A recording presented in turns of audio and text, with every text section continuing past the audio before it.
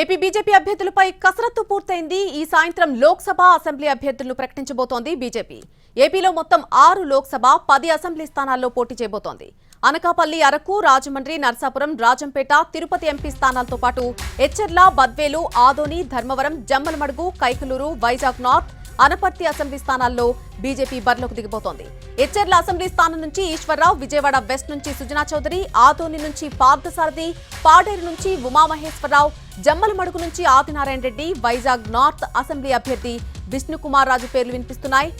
దాదాపుగా ఈ పేర్లన్నీ కూడా ఖరారయ్యాయి. అనపర్తి అభ్యర్థి విషయంలో ఇంకా కసరత్తు కొనసాగుతున్నట్టుగా తెలుస్తోంది. ఇక రాజమండ్రి పార్లమెంటు స్థానం నుంచి పురంధేశ్వరి, అనకాపల్లి ఎంపీ అభ్యర్థిగా సీఎం రమేష్, అరకు నుంచి కొత్తపల్లి గీత, రాజంపేట నుంచి కిరణ్ కుమార్ రెడ్డి, తిరుపతి నుంచి వరప్రసాద్ ఎంపీ అభ్యర్థులుగా పోటీ చేయబోతున్నట్టుగా తెలుస్తోంది.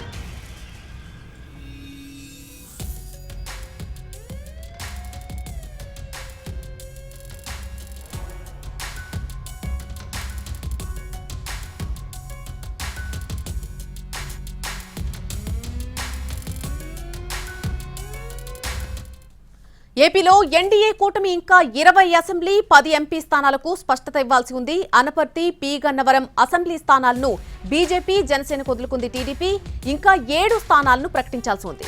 ఇటు బీజేపీ 10 అసెంబ్లీ స్థానాలు, జనసేన 3 అసెంబ్లీ స్థానాలకు అభ్యర్థులు ఖరారు కావాల్సి ఉంది. టీడీపీ పెండింగ్ లో పెట్టిన అసెంబ్లీ స్థానాలను పరిశీలిస్తే దర్శి, చీపురుపల్లి, భీమిలి, అనంత అర్బన్, అలాగే రాజంపేట, గుంతకల్లు, ఆలూరు ఉన్నాయి.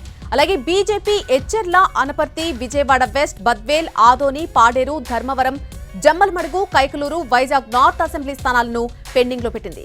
ఇక జనసేన విషయానికి వస్తే పాలకొండ, రైల్వే కోడూరు, అవనిగడ్డ అసెంబ్లీ స్థానాలను ఖరారు చేయాల్సి ఉంది.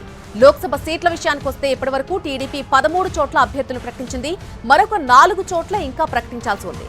అయితే టీడీపీ పోటీ చేసే స్థానాలను బీజేపీ కోరుతూ ఉండడంతో ఈ ప్రతిష్టంభన నెలకొన్నట్టుగా తెలుస్తోంది. దీనిపై ఇంకా కసరత్తు జరుగుతోంది. అనంతపురం, రాజంపేట, కడప, ఒంగోలు ఎంపీ స్థానాలను టీడీపీ ప్రకటించాల్సి ఉంది.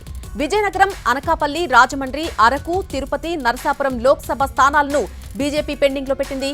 రాజంపేట లోక్సభ కూడా ఇవ్వాలని బీజేపీ కోరుతోంది.